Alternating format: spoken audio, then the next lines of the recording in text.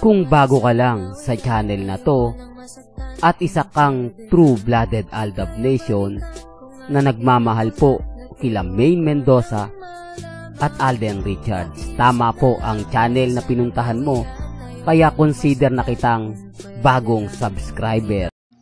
Welcome back mga ka-Aldab. Ito na naman po ang inyong lingkod, si Mr. Destiny. At syempre dito na naman po tayo sa mga kaganapan po ni na Maine Paul Carson at Richard Paul Carson. Bagamat maraming kwento, maraming ganito, maraming ganyan, abay kalmado lang, di po ba, kampante lang. Sabi ko nga po sa inyo dito po sa channel ni Mr. Destiny, 101% updated po kayo.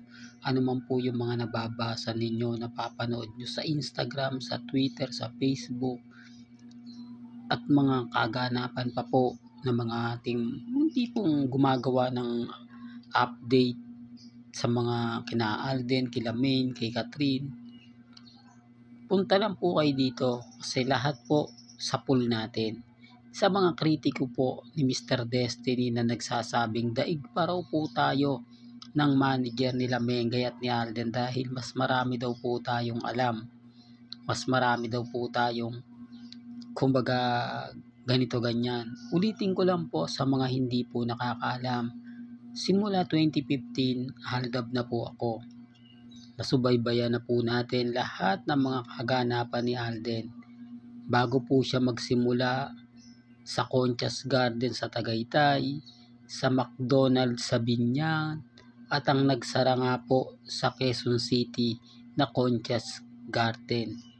Yung nabangga po yung sasakyan ni Alden, yung pagpapalit sa bago niyang sasakyan, sa mga taong ginamit siya, sa mga taong winalang hiya siya, maraming mga ganon.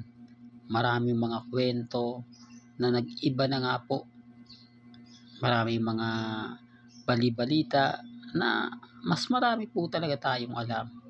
Mas marami pa po tayong kumbaga mas naiintindihan kesa po sa kanila. Kasi ako, nakapokus lang po kay na Alden at kay Maine. Kaya hindi nyo pwedeng sabihin na hindi tayo updated. Ang trabaho ni Mr. Destiny magbigay ng mga update kina Alden at kay Maine.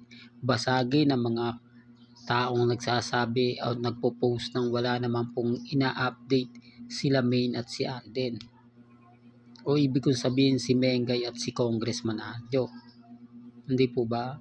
Although sabihin, ikaw nga Mr. Destiny wala kang ebidensya at resibo. Private life nga po muna si Alden. Hindi nyo po ba pansin, simula pa lang po, bago tayo pumunta sa trending mga ka-Aldab, ito lang muna, o yung number 1 trending nga, ito lang muna. Alam nyo po ba mga ka-Aldab na nagsimula na nga po magparamdam si Alden? Una, hindi nyo po ba nag-gets yung bata? Yung mga bata, lahat, karamihan ng update niya kapag ka nagsimula, pag yung pakikipaglaro sa anak ni Dr. Vicky Bello, sa pagbubuhat, sa pag-aanak ng binyag, halos lahat karamihan na po. Di po ba? Na ganun nga po yung nagaganap at nangyayari. Ganun nga po yung masasabi nyong ganito, masasabi nyong ganyan. Pagkatapos ang pinakahuli, taken na nga po raw si Alden Richards. At sino nga po ba yung maswerteng babae na karelasyon daw ni Alden Richards matagal na? Ang daming mga naglalabasan ngayon na sa tingin nyo po ba walang kinalaman sa Aldab. Sabi nga ni Alden, siya yung alon na babalik at babalik sa'yo. Kapag sinasabi ko yan, maraming guilty, maraming reaksyon. Na tapos na yan, nasabi lang ni Alden Richards kay Maine kasi concert niya ng Saps, may concert lang siya noon. Ganito ganyan. Yung concert niya, mga sa tingin niyo po ba mga nanood doon, mga Alden fanatics at Maine fanatics lang? Hindi po ba? Pero syempre, masaya naman po tayo doon. Lalo na po ngayon na nararamdaman na natin yung tamang panahon. Well, pag-usapan na natin ang number 1 trending. Grabe, no? May nanalo na. Sana all. Nakakatuwa naman po kung maganda siguro to at sexy, malamang sasabihin nila, yan ang bagong girlfriend ni Richard Paul Carson. Nakakatawa lang po yung mga komento po sa social media, di po ba? Na talagang masaya, lalo na po tayo. Kaya kita nyo mga kaaldab, ang mga post po nila sa Facebook at Twitter lang o X. Never po sila nagpo-post sa Instagram pag si Alden.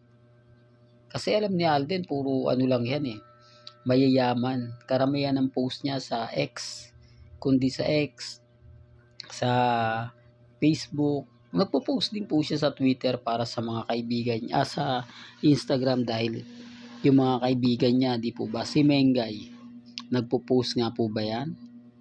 Pag maraming ganap po si Alden Richards, pansin niyo po ba, natahimik po si Maine Paul Carson? Mapapansin nyo na parang hindi siya nagbibigay ng update, hindi siya nagbibigay ng mga kaganapan. Kaya nga po nagulat ako, nasa Korea daw po si Mengay. Pero tignan nyo naman po yung post ni Maine. Wala po kayong makikita, wala po kayong matatanaw na nag-post si Maine sa Instagram, sa Twitter, sa Facebook, nakasama niya si Congressman. At ito pa po yung malala. Wala naman pong update o post man din si Congressman Arjo.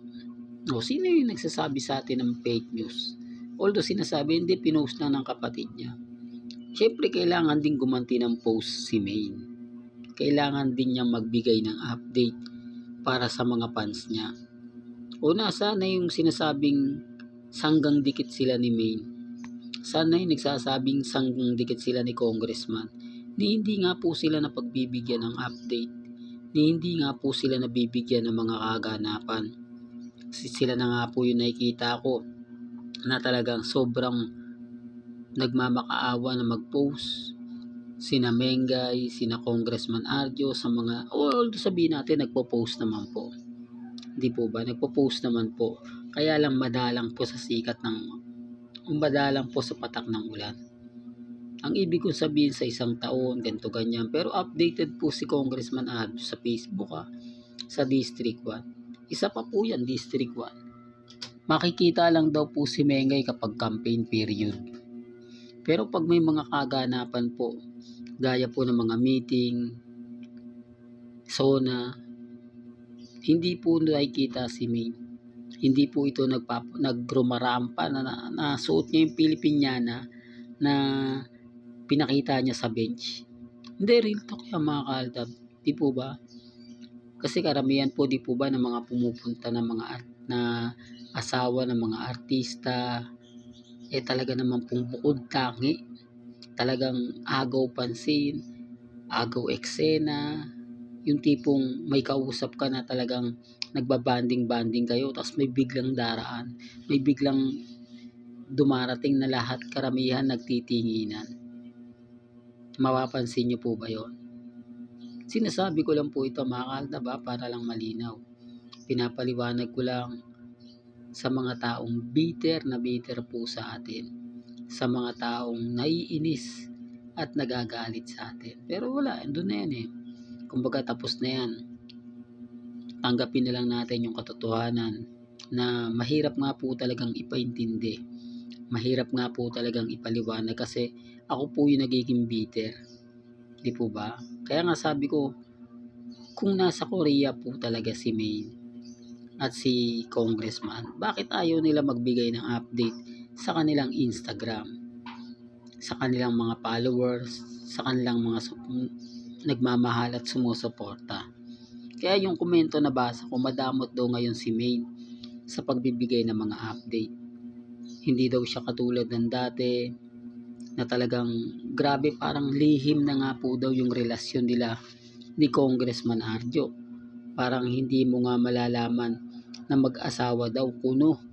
Di po ba yung mga tipong hindi man nila madirekta pero mararamdaman mo yung pagkainis nila. Mararamdaman mo yung pagkaasar nila. Yung parang naghahanap sila ng wala. Di po ba? Walang nandito na lang po ang ating latest updates. Kaya kung gusto niyo pa po ng pinaka-latest at sariwang update. Abay tumutok lang po kayo dito po sa channel ni Mr. Destiny para updated po kayo sa mga bago at sa mga latest na i-upload po natin maya-maya lang. Hanggang sa muli, salamat po sa panonood at pakikinig.